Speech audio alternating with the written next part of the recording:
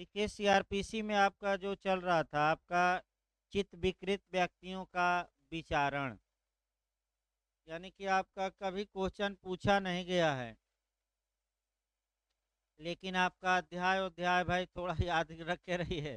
पिछली बार का जो क्वेश्चन आया है अध्याय से ज़्यादा आया है, तो अध्याय भी याद रखना है आपका। देखिए इसके बाद आपका सीआरपीसी में जो हमें पढ़ना है उसका अगला अध्याय देखा जाए आपका अध्याय 26। यहाँ से आपका एक क्वेश्चन बनने का चांस रहता है। 5-6 धाराएं इधर पढ़िएगा। आपका व अध्याय 26 आपका 5-6 धाराएं इधर पढ़ना है। इधर का जो अध्याय है आपका 340 से लेकर और आपका 352 तक। देखिए कौन कौन क्वेश्चन आपका बनता है। थोड़ा सतर्क रहना है 3-4 धाराओं से।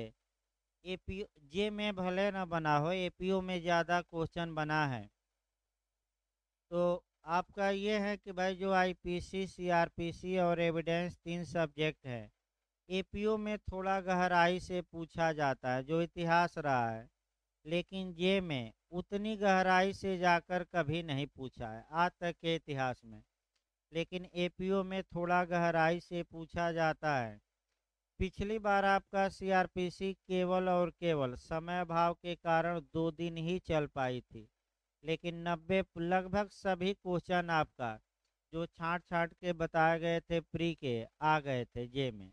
इस बार तो आपका काफ़ी समय लेकर चल रही है एक आपका, क्योंकि आपका फाइट भी ज़्यादा है। तो भाई प्रयास ये करिए कि जितना कम से कम पढ़ाया जाए उतना ही तैयार रखिए, पर्याप्त है। उससे बाहर आपका फालतू इस समय ना पढ़िए। मैं फिर बता रहा हूँ, साल पेपर दोहराइए, जितना पढ़ाया जाए अनुच्छेद संविधान का कम से कम उतना अनुच्छेद तो तैयार रखिए। केस आपका 1-2 दिन में केस बताया जाएगा भाई, कई लोग आपका तो संविधान का आपका अभी केस अब आएगा, केस सोस वाला मामला। तो अध्याय 26 न्याय प्रशासन पर प्रभाव डालने वाले अपराधों के विषय में, यानी कि अगर किसी व्यक्ति ने मिथ्या साक्ष्य दिया है, मिथ्या साक्ष्य गढ़ा है या न्यायिक आदेश का दुरुपयोग किया है, या आपका कह सकते हैं इत्यादि, तो उसके लिए स्पेशल प्रावधान आपका ट्रायल का अध्याय 26 में किया गया है। तो धारा 340 सीआरपीसी की धारा 195 में वर्णित मामलों में प्रक्रिया बताई गई है। 195 से फिर जोड़ेंगे मिथ्या साक्ष्य इत्यादि देने के मामले में। यहाँ जो आपका पढ़ना है मुख्य रूप से वह पढ़ना है आपका 344 पढ़ना है। पहला 340 हल्का सा याद रखिए, 195 के साथ मैं बताऊंगा। मिथ्या साक्ष्य देने पर विचारण के लिए समरी ट्रायल, यानी कि ये पूछ सकता है कि अगर किसी व्यक्ति ने मिथ्या साक्ष्य दिया है या गढ़ा है तो न्यायालय आपका समरी ट्रायल कर सकता है कि नहीं, कर सकता है। लेकिन फिर याद रखिए, क्योंकि संक्षिप्त विचारण में आपका दंड की मात्रा कम दी जाती है, तो कितना दी जा सकती है, 3 माह। तो कितना दंड याद रखिएगा, 3 मास तक का कारावास या जुर्माना 500 रुपया अथवा दोनों। हाँ, यदि न्यायालय चाहे तो संक्षिप्त प्रक्रिया न अपनाकर रेगुलर प्रक्रिया अपना सकता है, तब दंड की सीमा लागू नहीं होगी और जो उस अपराध के लिए दंड है वो पूरा दिया जा सकता है। लेकिन अगर प्रक्रिया समरी या संक्षिप्त अपनाता है तो कितना दंड दिया जा सकता है, याद रखिए इस धारा में आपका।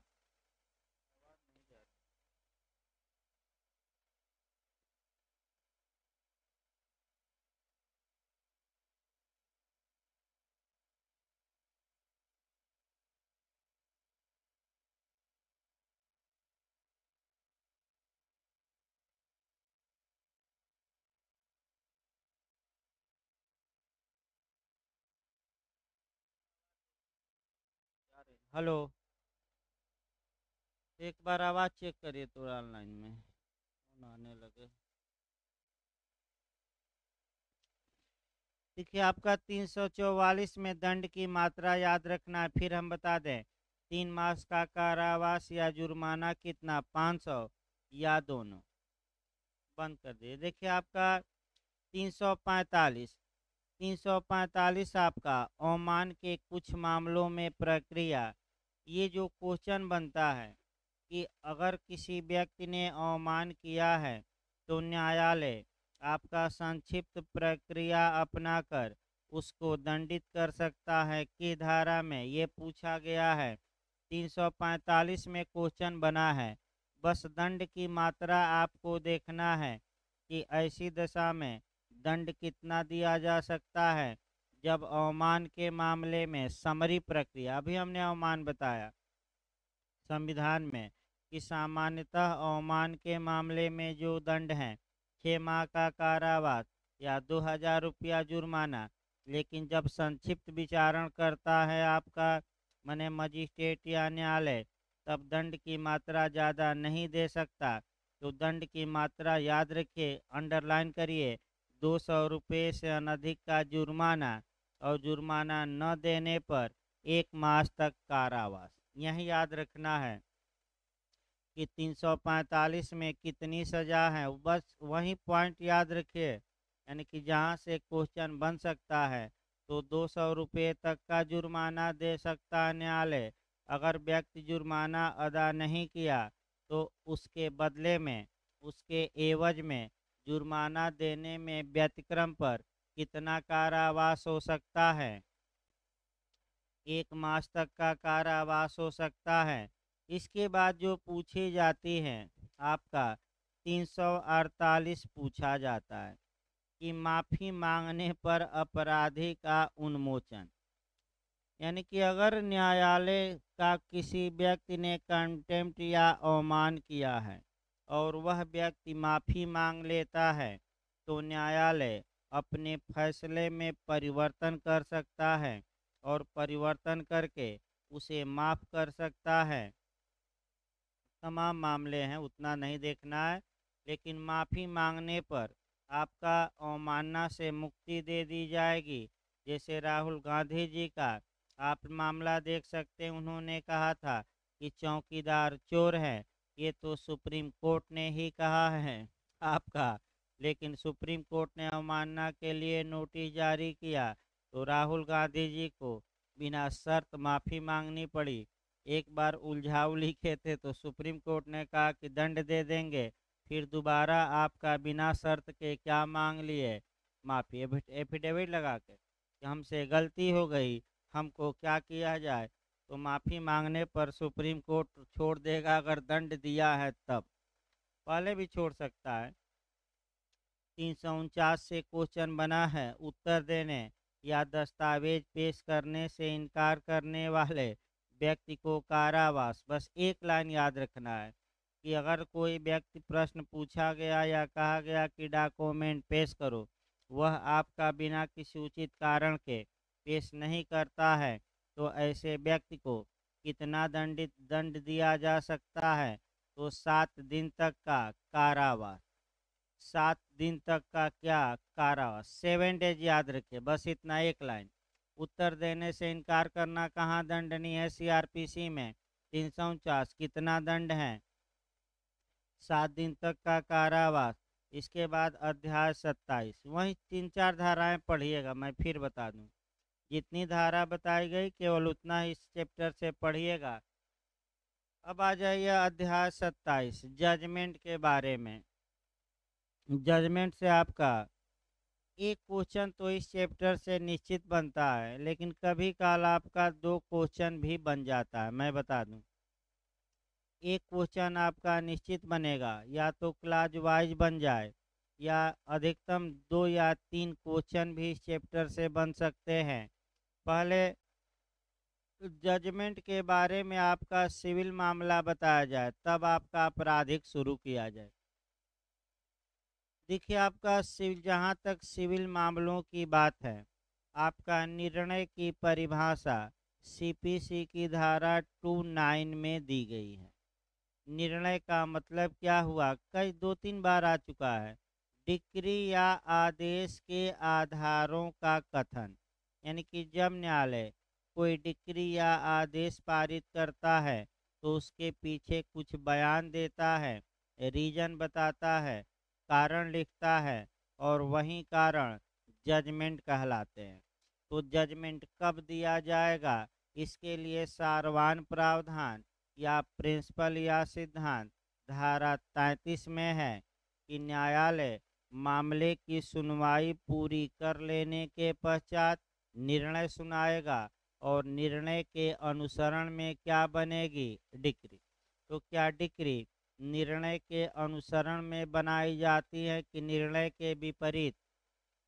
विपरीत नहीं हो सकती। निर्णय कैसे सुनाया जाएगा, इसके बारे में प्रोसीजर आदेश 20 में किया गया है। वहाँ से भी एक क्वेश्चन बनने का चांस रहता है। और पिछली बार आपका बना था आदेश 20 का, नियम 19 का, उपनियम 3 इक्विटेबल सेटअप सामयिक मुजरा। याद रखिए, एक क्वेश्चन आदेश 20 से बनता है, इसमें कोई शक नहीं है, पूरा नियम याद करके जाना है। उसमें डिक्री के अंतर वस्तु, निर्णय के अंतर वस्तु, हस्ताक्षर किया, मर गया, किया नहीं, लिख दिया था, रिटायर हो गया तब क्या होगा, ये तमाम समस्याएं बताई गई थी। आपराधिक मामलों में आ जाइए।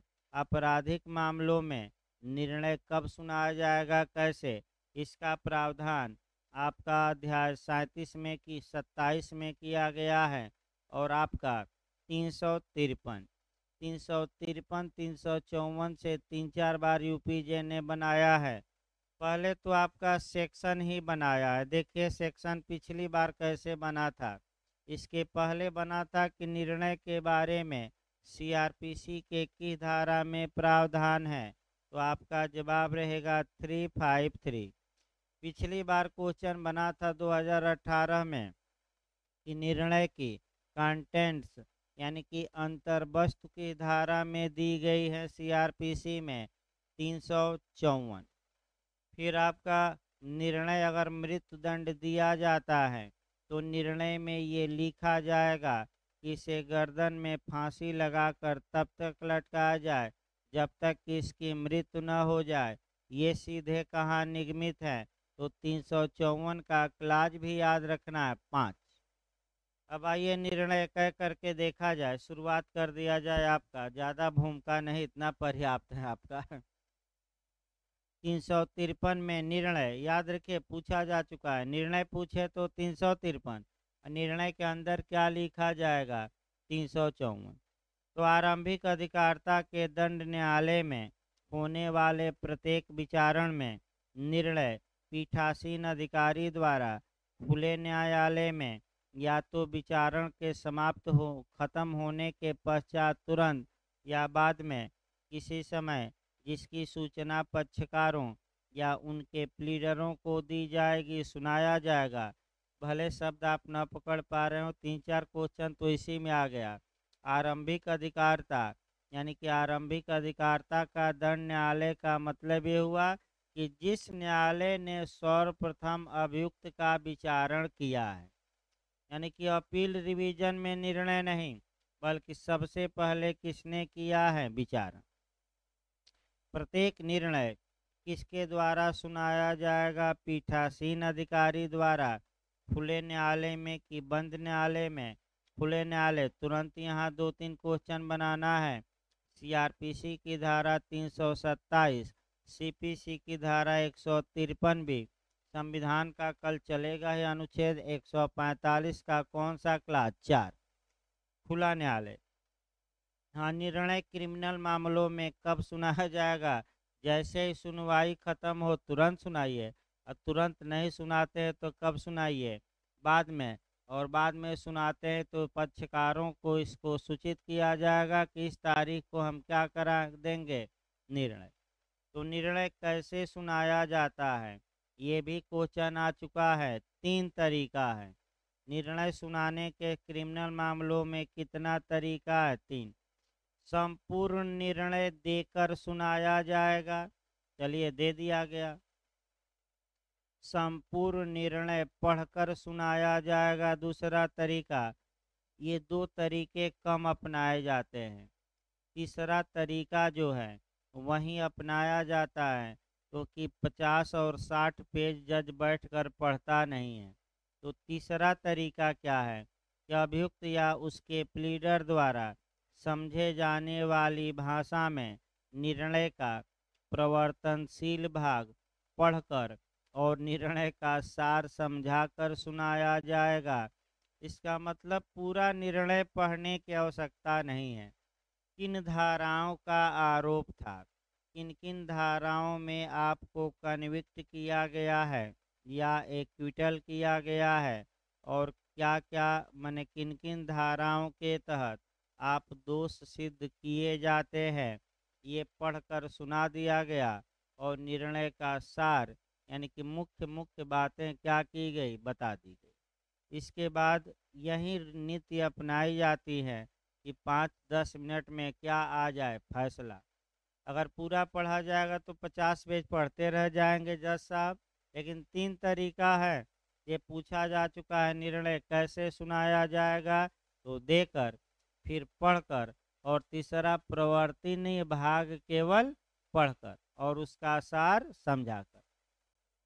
दूसरा खंड देखिए आपका, परंतु जहाँ उपधारा 1 के खंड क के अधीन निर्णय दिया जाता है, वहाँ पीठासीन अधिकारी उसे आशुलिपि में लिखवाएगा, और जैसे ही अनुलिपि तैयार हो जाती हैं वैसे ही खुले न्यायालय में उस पर और उसके प्रत्येक पृष्ठ पर साइन करेगा और निर्णय दिए जाने की तारीख डालेगा। यहाँ से भी क्वेश्चन बना है कि कब पीठासीन अधिकारी निर्णय के प्रत्येक पेज पर साइन करता है, जब वह क्लर्क से लिखवाता है, और कब केवल लास्ट में साइन करना है, जब स्वयं। याद रखिएगा, प्रत्येक पृष्ठ पर कब निर्णय साइन होना चाहिए, क्लर्क से लिखवाए, आशुलिपि माने क्लर्क बोल के, और अंत में केवल करना है कब, जब वो खुद लिखे।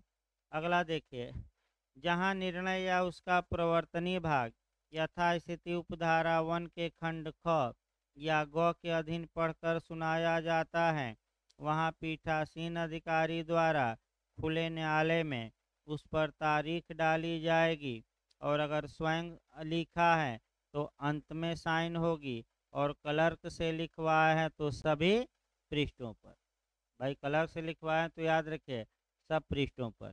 चौथा खंड देखिए, जहां निर्णय उपधारा 1 के खंड ग में विनिर्दिष्ट रूप से सुनाया गया है, यानी कि केवल सार बता दिया गया प्रवर्तनीय भाग, तो तुरंत निःशुल्क निर्णय की प्रतियां पक्षकारों को दी जाएगी, पैसा नहीं लिया जाएगा। यदि अभियुक्त अभिरक्षा में है तो निर्णय सुनने के लिए उसे लाया जाएगा। यही क्वेश्चन आपका बनता है खंड 5 और 6। अलग से इसको लिखिए तो क्वेश्चन ये बनता है कि कब निर्णय सुनाते समय अभियुक्त की उपस्थिति आवश्यक नहीं है। अच्छे से क्वेश्चन बनाइए, इसको काफी अलग से लिख लीजिए।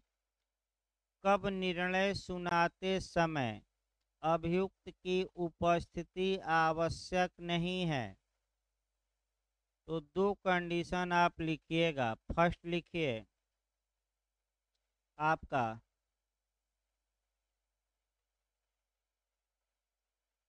जब उसे दोष मुक्त किया गया है, यानी कि एक्विटल किया गया हो।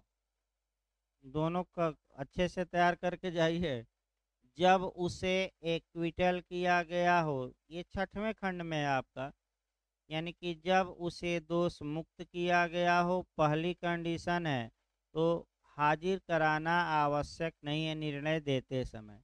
और दूसरी कंडीशन भी काफ़ी महत्वपूर्ण है, लिखिए उसको। जब जब विचारण के दौरान उसकी व्यक्तिगत हाजिरी से अभिमुक्ति दी गई हो। जब विचारण के दौरान उसके पर्सनल अपीयरेंस कहा जाता है। व्यक्तिगत हाजिरी से अभिमुक्ति दी गई हो तथा निर्णय केवल जुर्माने का हो, तथा निर्णय केवल जुर्माने का हो। फिर एक बार याद कर लीजिए, दो कंडीशन में निर्णय सुनाते समय एक्यूज का कोर्ट में हाजिर होना आवश्यक नहीं है। कब कब रट कर जाइए, जब निर्णय क्या हो, दोष मुक्ति का। दूसरा पॉइंट क्या है कि जब पर्सनल अपीयरेंस से उसे क्या हो, छूट, और निर्णय केवल किसका हो, जुर्माना। अन्य सभी मामलों में निर्णय देते समय अभियुक्त का कोर्ट में हाजिर रहना क्या है, आवश्यक। इसके बाद आइए आपका जो पूछा जाता है 7 खंड में भी एक बार क्वेश्चन आया है कि अगर निर्णय सुनाया गया और पक्षकारों को या प्लीडरों को कह सकते हैं कि सूचना तो दी गई लेकिन सूचना पहुंच नहीं पाई और वो आ नहीं पाए निर्णय सुनाने के समय, तो क्या ऐसा निर्णय वैध होगा कि अवैध होगा? वैध होगा। इसके बाद 354 आ जाइए, निर्णय की भाषा और अंतर वस्तु। अब इसको कोरिलेट थोड़ा ज़्यादा करना है, फिर एक बार हम बता दें। निर्णय किस भाषा में सुनाया जाएगा, निर्णय के अंदर क्या लिखा जाएगा, इसके लिए आप निर्णय की अंतर वस्तु यानी कि कंटेंट्स क्या होगा, इसके लिए 3-4 जगह से कोरिलेट करिए। फिर मैं एक बार कोरिलेट करा दूं, मैं बता चुका हूं। अगर ये पूछे कि सिविल मामलों में यानी कि सीपीसी में पूछे निर्णय की अंतर वस्तु क्या होती है, तो आदेश 20 का नियम 4 मारिएगा। आदेश 20 का रूल 4 सिविल मामलों में निर्णय की अंतर वस्तु बताता है। आदेश 20 का नियम 6 आपका सिविल मामलों में डिक्री की अंतर वस्तु बताता है। और आदेश 7 का रूल 1 वाद पत्र की अंतर वस्तु। 3 याद रखिएगा। फिर हम एक बार रिवीजन करा दें। एक क्वेश्चन आपका चांस रहता है, निर्णय की अंतर वस्तु पूछे तो आदेश 20 नियम 4, डिक्री की अंतर वस्तु पूछे तो आदेश 20 नियम 6, वाद पत्र की अंतर वस्तु पूछे तो आदेश 7 रूल 1 पूछा गया था। आदेश 7 रूल 1 पिछली बार। फिर सीआरपीसी में आ जाइए। अगर सीआरपीसी में आपका पूछे कि निर्णय की अंतर वस्तु 354, अगर बंध पत्र की अंतर वस्तु पूछे 120, सीआरपीसी की कौन सी धारा मार कराएंगे? 120। एक क्वेश्चन फिर पिछली बार का, आरोप की अंतर वस्तु तो 211, उसको लिख लीजिए। सीआरपीसी की कौन सी धारा? 211। एक साथ पूरा तैयार करिएगा। वहीं 354 में थोड़ा टेक्निकल है, आपका समय थोड़ा लग जाता है, उसके बाद कोई धारा में समय नहीं लगेगा। भाई खंड वाइज इसको पढ़िएगा, बिना खंड वाइज नहीं। कैसे? खंड वाइज, और एक दो केस उसी खंड पर लिख लेना है जो आपका बताया जाएगा। देखिए पहला खंड शुरू करते हैं कि इस संहिता द्वारा अभिव्यक्त रूप से अन्यथा उपबंधित के सिवाय धारा 353 में प्रत्येक निर्णय आपका न्यायालय की भाषा में लिखा जाएगा। तो तुरंत आप न्यायालय की भाषा कवर करेंगे 272। अधीनस्थ न्यायालयों की भाषा का निर्धारण कौन करती है? राज्य सरकार। किस धारा में? 272। अवधारण, हाँ, निर्णय के अंतर वस्तु देखिए क्या होगा। अवधारण के लिए प्रश्न न समझ में आए तो विवादक तथ्य, उन प्रश्नों पर विनिश्चय यानी कि क्या उन विवादक तथ्यों पर न्यायालय ने फैसला दिया और उस फैसले का कारण, यानी कि ये फैसला क्यों दिए, बताइए। आपराधिक मामलों में निर्णय में क्या क्या लिखना आवश्यक है? अवधारण, अवधार्य प्रश्न, उन प्रश्नों पर विनिश्चय, उसका कारण, उपर्युक्त सभी। तो उपर्युक्त सभी। सी देखिए, वह अपराध जिसके लिए और आईपीसी या अन्य विधि की वह धारा जिसके लिए वह दोष सिद्ध किया गया है, तो अपराध लिखिए, कानून का नाम लिखिए और कन्विक्ट किया गया है लिखिए। हाँ, यदि निर्णय दोष मुक्ति का है तो किन किन धाराओं के तहत उसे दोष मुक्त किया गया है, ये निर्णय में लिखिए। और निर्णय यह निर्देश देगा कि उसे स्वतंत्र कर दिया जाए, छोड़ दिया जाए कि जेल में रखा जाए, छोड़ा जाए। खंड 2 देखिए, जब दोष सिद्धि आईपीसी के अधीन है और यह संदेह है कि अपराध उस संहिता की दो धाराओं में से इसके अधीन एक ही धारा के दो भागों में से किसमें आता है, तो न्यायालय अल्टरनेटिव निर्णय देगा, या तो ये या तो ये। जैसे कि अगर संदेह हो गया कि ये आपका हत्या किया है कि आपराधिक मानववध किया है, तो न्यायालय क्या अल्टरनेटिव वैकल्पिक या अनुकल्पिक निर्णय सुना सकता है कि नहीं? सुना सकता है, या तो ये या तो ये। अगला देखिए खंड 3, जब दोष सिद्धि मृत्यु से या अनुकल्पतः आजीवन कारावास से या कई वर्षों की अवधि के कारावास से दंडनीय किसी अपराध के लिए है, तब निर्णय में दिए गए दंडादेश के कारणों का और मृत्यु के दंडादेश के मामले में विशेष कारणों का उल्लेख किया जाएगा। इसका मतलब ये हुआ कि अगर न्यायालय मृत्यु दंड देता है तो विशेष कारण, अन्य दंड देता है तो केवल कारण। यही याद रखिए, किस मामले में मृत्यु दंड में स्पेशल रीजन किस में लिखना है, मृत्यु दंड। अन्य मामलों, अन्य कारावास का दंड दिया जाएगा तो कारण। यहाँ आपका क्वेश्चन बनाना है कि मृत्यु दंड कैसे मामलों में दिया जाएगा, रेयरेस्ट ऑफ द रेयर।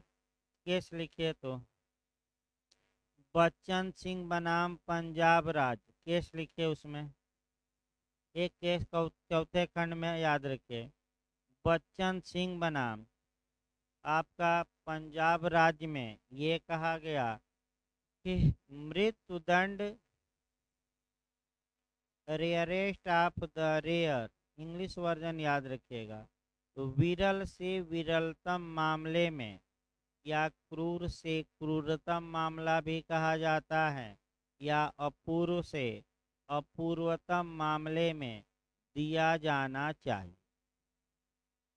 अब अगला जो क्वेश्चन आपका खंड 4 से बनता है, अच्छा क्वेश्चन, फिर एक बार बैक होइए 353, फिर एक बार उसी तर्ज पर हमें चलना है। कब निर्णय सुनाते समय अभियुक्त का न्यायालय में उपस्थित होना आवश्यक नहीं होता, तो दो आपने कंडीशन याद की, जब निर्णय एक्विटल या दोष सिद्धि का, दोष मुक्ति का हो, और दूसरा जब न्यायालय ने विचारण के दौरान अभियुक्त को पर्सनल अपीयरेंस से छूट दी थी और निर्णय केवल किसका है, जुर्माना। सेम उसी तर्ज पर अब रीजन में आ जाइए, किस मामले में स्पेशल रीजन देना पड़ेगा, मृत्युदंड। कारण केवल लिखना है अन्य कारावास। यही क्वेश्चन आपका अटैक करना है चौथे खंड से, उसको लिखिए, निम्नलिखित दो मामलों में निर्णय का कारण देना आवश्यक नहीं है। यही क्वेश्चन बार बार उठता है, उसको अलग से लिखिए जो टेक्निकल क्वेश्चन है। निम्नलिखित दो मामलों में निर्णय का कारण देना आवश्यक नहीं है। पहले एक बार सीपीसी जोड़ लिया जाए, किस न्यायालय को निर्णय का कारण देना आवश्यक नहीं है, लघुवाद न्यायालय। वहाँ तैयार रखिए, आदेश 20 का नियम 4। देखिए आपका, फिर एक बार देखिए इसको, यही क्वेश्चन गलत होता है। दो ऐसी कंडीशन है जहाँ की आपराधिक न्यायालय फैसला तो देता है, लेकिन फैसले क्या रीजन लिखने की आवश्यकता। तो पहला आपका लिखिए, कह सकते हैं कि पहला, जब न्यायालय के उठने तक के लिए दंड दिया गया हो, पहला आपका है कि जब न्यायालय के उठने तक के लिए दंड दिया गया हो तो कारण लिखने की कोई आवश्यकता नहीं। और सेकंड है समरी ट्रायल किया गया हो, संक्षिप्त विचारण, यानी कि 260 से लेकर कहाँ तक 265। दो कंडीशन याद करके जाइएगा। रीजन लिखना आवश्यक नहीं है। आपका न्यायालय के उठने तक के लिए दंड दिया गया हो पहला, और दूसरा आपका क्या है कि जब कौन सा ट्रायल किया गया हो, समरी। अभी बताया गया अधिकतम कितना दंड दिया जा सकता है, 3 माह। खंड 5 काफी पूछा जाता है। देखिए आपका ये भी आपका एक केस भी याद रखना है। दीना उर्फ दीन दयाल बनाम भारत संघ मृत्यु दंड के ढंग पर आधारित है। लिखिए खंड 5 में पहले केस लिखिए, दीना उर्फ Deen Dayal versus union of India. ये वाद मृत्यु दंड के मेथड यानी कि तरीके से संबंधित हैं। तरीका, ढंग, यहाँ खंड 5 से अटैक ज्यादा करता है कि मृत्यु दंड का ढंग कहाँ दिया गया है। लिखिए 154 के 354 के किस क्लाज में 5। तरीका पूछे, मेथड पूछे, ढंग पूछे तो क्या मार कराना है 5। देखिए 5 में आपका जब किसी व्यक्ति को मृत्यु का दंडादेश दिया जाता है तो वह दंडादेश यह डायरेक्शन देगा, निर्देश देगा कि उसे गर्दन में फांसी लगाकर तब तक लटकाया जाए जब तक कि उसकी मृत्यु न हो जाए। यानी कि आपका कह सकते हैं कि ये कहाँ दिया गया है तो 354 के क्लाज 5 में यही बात बताई गई है। जब डेथ वारंट जारी होता है तो द्वितीय अनुसूची का प्रारूप संख्या 42 लिख लीजिए कोरिलेट करके। द्वितीय अनुसूची का प्रारूप संख्या कौन लिखेंगे 42। और इस पर विवाद हुआ तो कौन सा केस है, दीना उर्फ दीन दयाल। 355 छोड़ दीजिए, 356 बस एक लाइन देखिएगा। पूर्वतन सिद्ध दोष अपराधी को अपने पते की सूचना देने का आदेश तो कितने दिन तक कहा जाएगा, 5 साल। एक लाइन याद रखिएगा। आपका 356 में बस एक लाइन याद रखना है, कितना तक, कितने दिनों तक कहा जा सकता है कि तुम अपने पते की सूचना दो, 5 साल। देखिए अब पूरा पढ़ना संभव नहीं है। लास्ट पहले खंड का लास्ट लाइन में 5 वर्ष लिखा गया है, वही रट्टा मार कर जाना है।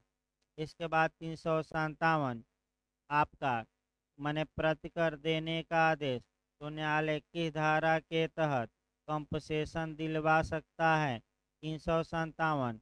इसका सिद्धांत देख लेना है कि जब न्यायालय किसी अभियुक्त को दोष सिद्ध करता है तो जो जुर्माना अभियुक्त पर लगाता है उस न्यायालय चाहे तो उस जुर्माने की पूरी रकम या कुछ रकम पीड़ित को कंपसेशन के रूप में दिए जाने का आदेश दे सकता है। तो पीड़ितों को प्रतिकर की धारा के तहत, पीड़ितों को प्रतिकर की धारा के तहत पूछा गया है 357। इसके बाद पीड़ित प्रतिकर योजना को पूछी जाती है 357 ए याद रखिएगा।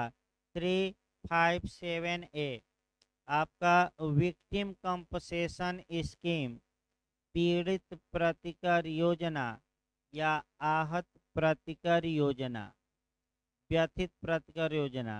तो आहत दे, पीड़ित दे, विक्टिम दे। तो पीड़ित प्रतिकर स्कीम के बारे में प्रावधान की धारा में है तो आपका जवाब रहेगा 357 ए। कई बार क्वेश्चन आया है आपका जो यहाँ पूछा गया था, आपका BHU LLA में जो पूछा गया था वह ये पूछा गया था कि न्यायालय नहीं करता है तो आपका कौन करेगा।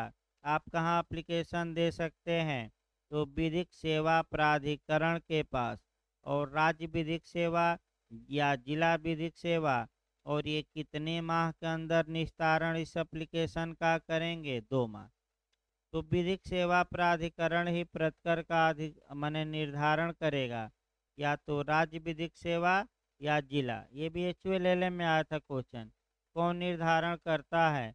तो विधिक सेवा प्राधिकरण, चाहे राज्य स्तर का एप्लीकेशन दिए जाने के या कितने दिनों के अंदर आपका 2 मास, दो ही क्वेश्चन याद रखना है, कितने मास के अंदर। इसके बाद 357B आपका एसिड अटैक और दुराचार के कुछ मामलों में प्रतिकर जुर्माने के अतिरिक्त होगा। ये सन 357B में है। 357C पीड़ितों का उपचार। तो अगर दुराचार की शिकार महिला है या एसिड अटैक का मामला है तो चाहे सरकारी अस्पताल हो या प्राइवेट अस्पताल हो, तुरंत निःशुल्क प्राथमिक चिकित्सा उपलब्ध कराएंगे और घटना की सूचना तुरंत पुलिस को देंगे। अगर ये सब नहीं करते तो IPC के तहत दंड के क्या होंगे? भागी होंगे। तो IPC की किस धारा में ये लोग दंड के भागी होंगे? 166B, बी है ना, 166B लिख लीजिएगा कहीं, पढ़े तो हैं लोग, कोई दिक्कत नहीं भाई, बता ही दे रहे हैं यानी कि एकदम माहौल टाइट रखिए। आपका देखिए 358 निराधार गिरफ्तार करवाए गए व्यक्तियों को प्रतिकर, तो कितना प्रतिकर दिलवा सकता है न्यायालय? 1000। बस यही याद रखना है। और ये 1000 आपका कब जोड़ा गया?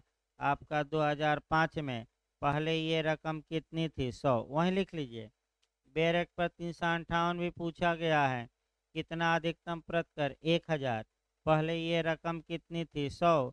निराधार गिरफ्तार कराए गए व्यक्तियों को प्रतिकर किस धारा में? 358। बस इतना ही क्वेश्चन।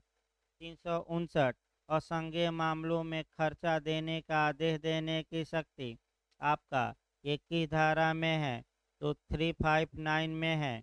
इसके बाद आपका 360 पूछा जाता है, सदाचार या परिवीक्षा पर या भर्त्सना करने के पश्चात छोड़ दीजिए, तो आपका परीक्षा पर कितने दिनों के लिए छोड़ा जा सकता है?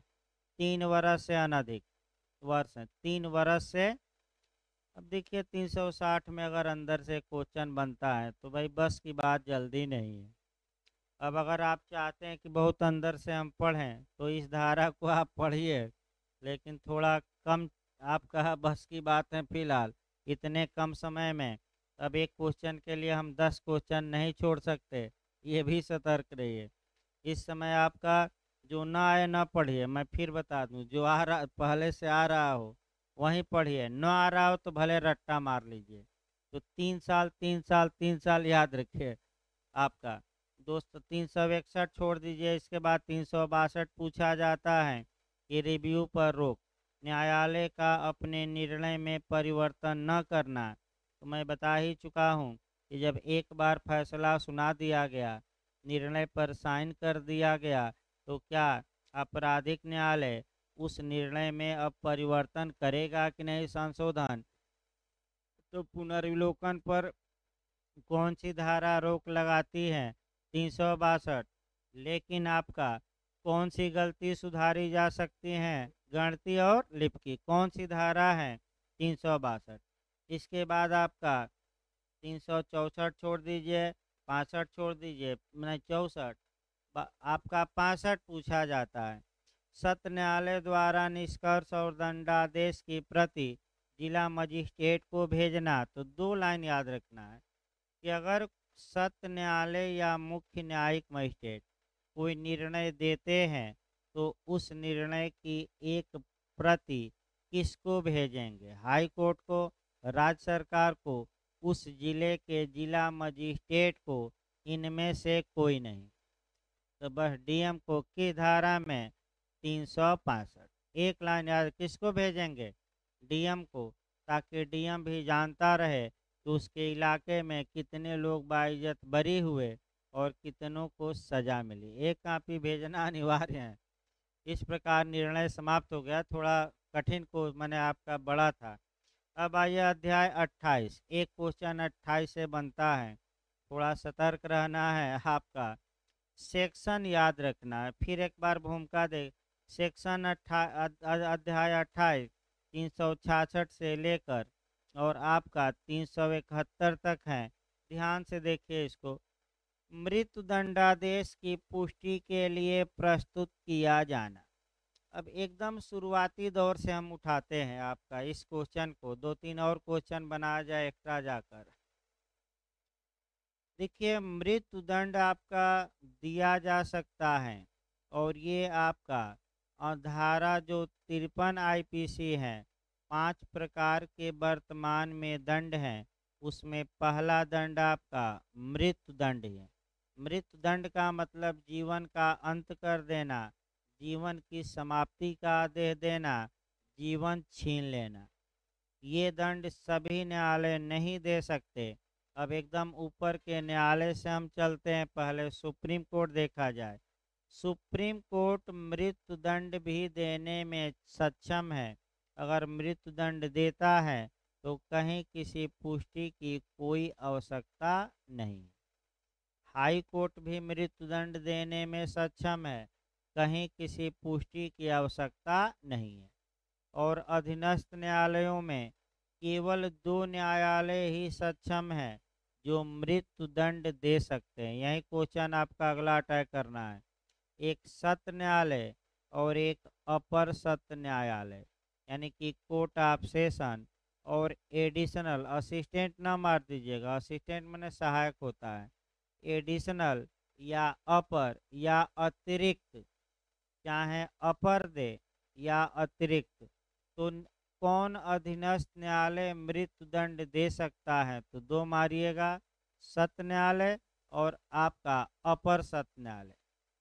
अब अगर सत्र न्यायालय या अपर सत्र न्यायाधीश किसी अभियुक्त को मृत्यु दंड देते हैं तो मृत्यु दंड का निष्पादन तब तक नहीं होगा, यानी कि ऐसे व्यक्ति को फांसी पर तब तक नहीं लटकाया जाएगा जब तक कि उसकी पुष्टि उच्च न्यायालय द्वारा न कर दी जाए। तो उच्च न्यायालय के लिए पुष्टि के लिए भेजवाइए, इत्यादि करवाइए। तो सेक्शन पहले याद रखिए, 366 के तहत सत्र न्यायालय भेज दिया हाई कोर्ट को। 367 में हाई कोर्ट अतिरिक्त साक्ष्य ले लिया या सत्र न्यायालय को कहा कि और साक्ष्य लो। 368 महत्वपूर्ण है आपका, पुष्टि या खंडन या कुछ भी करे हाई कोर्ट। पुष्टि किस धारा में? 368। खंडन किस धारा में? दंड की मात्रा कम कर दे 368, दोष मुक्त कर दे 368। कम से कम कितने जजों द्वारा? 2 जज द्वारा। कौन सी धारा? 369। दोनों जजों में मतभेद हो जाए तो रेफरी की कौन सी धारा? एक, जैसे मेलविज को जोड़ा गया और जो भी निर्णय आए कागज पत्तर निचले न्यायालय की को प्रमाणित कापी क्या किया जाए, ऐसे तैयार रखना है। फिर एक बार पहले तो सेक्शन इधर याद रखिए। पुष्टि के लिए किस धारा के तहत भेजा जाता है? 366। अतिरिक्त साक्ष्य लिया जाना 367। खंडन या पुष्टि 368। कम से कम कितने जजों द्वारा? 2। कौन सी धारा? 369। और आपका विवाद हो गया तो 370। जो भी फैसला हाई कोर्ट दे प्रमाणित कापी किसको भेज दे? निचले न्यायालय को। कौन सी धारा में? 371। भले और ना पढ़िए, सेक्शन जरूर याद रखिए, मैं पढ़ा दे रहा हूँ एक बार, लेकिन फिर भी आपका सेक्शन जरूर याद रखिए, मैं बता दूँ। देखिए आपका आपका 366, जब सत्र न्यायालय मृत्यु दंडादेश देता है तो भले अभियुक्त अपील करे न करे उससे मतलब नहीं है, सत्र न्यायालय द्वारा भेजा जाना क्या है? अनिवार्य है। देखिए, जब सत्र न्यायालय मृत्यु दंडादेश देता है तब कार्यवाही उच्च न्यायालय को प्रस्तुत की जाएगी और दंडादेश तब तक निष्पादित न किया जाएगा जब तक कि उच्च न्यायालय उसकी पुष्टि ओके कर दे तो भाई निष्पादित, न ओके करे तो रुका रहेगा। दंडादेश पारित करने वाला न्यायालय वारंट के अधीन अभियुक्त को आपका जेल भेजेगा। तो उसमें क्या है भाई, मृत्यु दंड दिया है तो बाहर थोड़ा छोड़ेगा, कहाँ भेज देगा? जेल। 367, आपका उच्च न्यायालय ठीक समझे तो स्वयं आपका ले सकता अतिरिक्त साक्ष्य या सत्र न्यायालय को आदेश दे सकता है कि आप और जांच करिए और कुछ साक्ष्य लेकर हमारे पास क्या करिए? भेजिए। कौन सी धारा? 367। अब दंडादेश को पुष्ट किया जाए या दोषसिद्धि को बातिल किया जाए या मृत्युदंड को आजीवन कारावास में कन्वर्ट किया जाए, ये सभी पावर आपका किसके पास है? आपका हाई कोर्ट के पास। किस धारा में? 368। आपका 368। 369 आपका कम से कम अगर किसी हाई कोर्ट में 2 जज हैं तो कितने जज मिलकर इस पर सुनवाई करेंगे? 2। दोनों में मतभेद हो गया तो रेफरी का सिद्धांत पूछ सकता है। 370। एक और आपका जोड़ लिया जाएगा। तो वहीं आर बनाम गोविंदा का केस याद रखिए। जस्टिस आपका मने मेलवित थे आपका रेफरी। तो एक कैंपवेल थे और एक हरिदास। दोनों लोगों में विवाद हो गया। एक लोग कह रहे थे 302, एक 304 आईपीसी। तो मेलविज को मामला सौंपा गया। मेलविज ने 299 और 300 आईपीसी में क्या बताया अंतर? संभाव्य और अधिसंभाव्य। अगर चोट पहुंचाया है, अधिसंभाव्य है कि मर जाएगा तो 302, केवल संभाव्य है तो 304। इस प्रकार आपका समाप्त हो गया ये चैप्टर। अगला चैप्टर आइए 29। यहाँ से भी आपका क्वेश्चन एक बनता है या दो। आपका अपील है। अध्याय 30 से हम बता चुके हैं भाई, बस वही जमानत बताना है उधर, नहीं अध्याय दंडादेश सही बताना है ना। देखिए दंडादेश हम पढ़ाते हैं, अपील कल पढ़ाएंगे क्योंकि आपका ये चैप्टर थोड़ा बड़ा है। तो इससे अच्छा ये है कि इधर कहाँ तक हुआ था, नहीं इधर आपका 400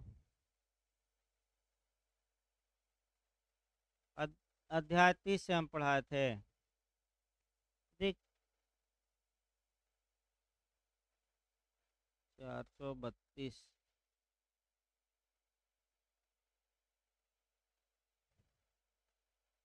यानी कि अंतरण के बाद आपका छूटा था। देखिए आपका अध्याय अगला निकालिए, छोटा अध्याय आपका समाप्त हो जाएगा। अध्याय 32 निकालिए। एक क्वेश्चन बन भी सकता है, नहीं भी, लेकिन कुछ सेक्शन इसमें याद रखिएगा जो मेन मेन है। अध्याय 32 निकालिए, धारा 413 दंडादेशों का निष्पादन, निलंबन, परिहार और लघुकरण। एक क्वेश्चन बनता है, जो सेक्शन आपका पढ़ाया जाए वहीं केवल पढ़िए और एक दो आप घर पर बेरेक थोड़ा अंदर से पढ़िएगा, हम बता रहे हैं। एक क्वेश्चन आपका बनता है। देखिए आपका 413, हाँ पहले मृत्यु दंडादेश है 413 से लेकर 416। तो 413 बताती है कि धारा 368 के अधीन दिए गए आदेश का निष्पादन, यानी कि इसका मतलब कि अगर पुष्टि के लिए भेजा गया है और पुष्टि में हाई कोर्ट ने कोई फैसला दिया है तो उस फैसले को कैसे लागू किया जाएगा, ये कौन सी धारा बताएगी? 413।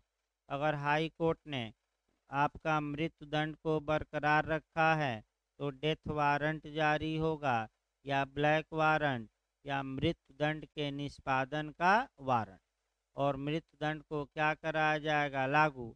अगर हाई कोर्ट ने चेंज करके आजीवन कारावास कर दिया है तो आजीवन कारावास के लिए वारंट जारी होगा। और अन्य मामलों में जो वारंट जारी होगा 414। तो पुष्टि वाले मामले में निष्पादन का वारंट एक लाइन है 413, अन्य मामलों में 414, बस एक लाइन। 415 और 416 महत्वपूर्ण है, फिर हम बता दें। उच्चतम न्यायालय की अपील की दशा में मृत्यु दंडादेश के निष्पादन का मुलतवी किया जाना, मुलतवी माने स्थगित किया जाना, सस्पेंड कर दिया जाता है। देखिए जब हाई कोर्ट किसी अभियुक्त को मृत्यु दंड बरकरार रखता है या देता है तो अपील का जो समय रहता है सुप्रीम कोर्ट में 90 दिन का होता है। कितने दिन का? 90 दिन। तो फिर एक बार संविधान गौर करिए, आपका क्रिमिनल मामलों में अपील 134 में दी गई थी, तो कितने दिनों में सुप्रीम कोर्ट में अपील की जा सकती है? 90। तो हाई कोर्ट ही 90 दिनों तक, यानी कि जब तक अपील का समय रहेगा तब तक मृत्यु दंड देने पर रोक लगा देगा कि हमने मृत्यु दंड की सज़ा तो दी है, लेकिन ये सज़ा तब तक मुलतवी रहेगी, तब तक सस्पेंड रहेगी जब तक कि सुप्रीम कोर्ट में अपील का क्या हो समय। अगर अभियुक्त अपील कर दिया तो भाई फिर रुक जाएगा मामला, क्योंकि जब तक सुप्रीम कोर्ट फैसला न सुना दे तब तक फांसी पर लटकाया नहीं जाएगा। और अगर 90 दिन में अपील नहीं करता तो 90 दिन बाद डेथ वारंट जारी होगा और फांसी पर लटका दिया जाएगा। याद रखिए, 90 दिन का इंतजार करना है। इसके बाद सुप्रीम कोर्ट में आ जाइए। सुप्रीम कोर्ट में अपील की गई तो पेंडिंग अब रहेगा मृत्युदंड। सुप्रीम कोर्ट ने एक बार फैसला सुनाया तो फिर रिव्यू कराया अभियुक्त, फिर भी पेंडिंग, फिर रिव्यू कराया, फिर भी पेंडिंग, फिर राष्ट्रपति के पास गया, राज्यपाल के पास गया, फिर भी पेंडिंग हो गया। और जब दोनों जगह से मात खा गया तो फिर रात में कहाँ पहुँचा? Supreme court. तो जैसे सुप्रीम उधर फांसी की तैयारी शुरू रहती है, जल्लाद औलाद एकदम तैयार बैठा रहता है, और इधर रात में सुप्रीम कोर्ट सुनवाई करता है। यानी कि अगर सुप्रीम कोर्ट रोक लगा दिया तब तो सारी तैयारी ध्वस्त हो जाएगी, लेकिन नहीं रोक लगाया तो 3:30-4 बजे फैसला आता है और 5 बजे जल्लाद क्या करता है? उधर लटका देता है। तो सुप्रीम कोर्ट इतिहास अब रात में भी खुलने लगा है। अर्जेंट मामलों में कभी भी सुनवाई हो सकती है, और मृत्यु दंड के मामले में तो आपका, क्योंकि एक बार जब जीवन छिन जाएगा तो यही एक है कि वापस नहीं आ सकता भाई, वापस नहीं लाया जा सकता। अतः अंतिम समय तक अभियुक्त को बचाव का क्या है? अधिकार। मैंने उस अब अंतिम समय तक सुप्रीम कोर्ट आपका, क्योंकि एक बार गलती कर चुका है सुप्रीम कोर्ट अफजल गुरु के मामले में, उसे सरकार ने बताया ही नहीं कि तुम क्यूरेटिव पिटीशन भी दायर कर सकते हो, और क्यूरेटिव पिटीशन दायर नहीं किया गया और फांसी पर चढ़ा दिया गया। बाद में इस गलती का एहसास हुआ, क्योंकि ये सही बात है कि उसको अंतिम एक विकल्प अभी बचा था कि वह सुप्रीम कोर्ट में जाकर आर्टिकल 142 के तहत एक बार और याचिका लगा सकता था, मांग कर सकता था। लेकिन उसके पहले ये गलती जरूर हुई, लेकिन कोई न्यायाधीश स्वीकार कर नहीं करता कि गलती हुई आपका, लेकिन एक गलती हुई थी। इसीलिए जेएनयू में नारे लगते हैं कि अफजल हम शर्मिंदा हैं, तेरे कातिल जिंदा हैं। यानी कि जो न्यायाधीश हैं तुम्हें अंतिम मौका बचाव का नहीं दिए। लेकिन अब खुलेआम कौन कहे, क्योंकि अवमानना में न्यायाधीश, भाई सरकार भले माफ़ कर दे, न्यायाधीश तो बुला लेंगे कि कौन नारा लगाया है बुलाइए, और पूरा फोर्स लगा के पकड़वा के अंदर कर भी देंगे। अब ये सरकार भले वो अलग बात है, सरकार का आपका मने हो, लेकिन सुप्रीम कोर्ट से कौन लड़ने जाए? समस्या ये है। और कोई सुप्रीम कोर्ट का जज बोला नहीं, बाद में एक दो रिटायर हुए तो कहे कि हाँ ये गलती हुई है, लेकिन सीटिंग जज भाई कोई नहीं बोला। 416 आ जाइए। 416 भी आपका ज़्यादा पूछा जाता है कि गर्भवती स्त्री को मृत्युदंड का मुलतवी किया जाना। ये भी आपका क्वेश्चन बनता है। यदि कि किसी स्त्री को मृत्युदंड दिया गया है, वह गर्भवती पाई जाती है, तो उच्च न्यायालय उस मृत्युदंडादेश को आजीवन कारावास के रूप में लघुकरण करेगा। अगर बेयर एक्ट में कर सकेगा होगा तो उसको बदल लीजिए, अब करेगा। ये जो करेगा शब्द आया, ये 2008 में संशोधन करके आया, और 31/12/2009 मैंने आपका, हाँ, 31/12/2009 से लागू हुआ। करेगा का मतलब हाई कोर्ट बाउंड है, विवेक नहीं है। याद रखिए उसको। अगर बेयर एक्ट में आपका गलत हो, जैसे हमारे ही बेयर एक्ट में कर सकेगा लिखा है, तो सकेगा नहीं, काट के बना लीजिए करेगा। तो आपका ये क्वेश्चन आपका कई बार पूछा गया, थोड़ा सतर्क रहेगा। 416, इसके बाद 417 कारावास का स्थान, कारावास के दंडादेश 418। हाँ, आपका जो पूछा जाता है 420 पूछा जाता है, वारंट किसको सौंपा जाएगा, किसको निर्दिष्ट होगा, जेलर को। वारंट किसको भेजा जाएगा कि अपनी जेल में इसको या मृत्युदंड दिलवाइए, जेलर को। कौन सी धारा? 425, 420 है।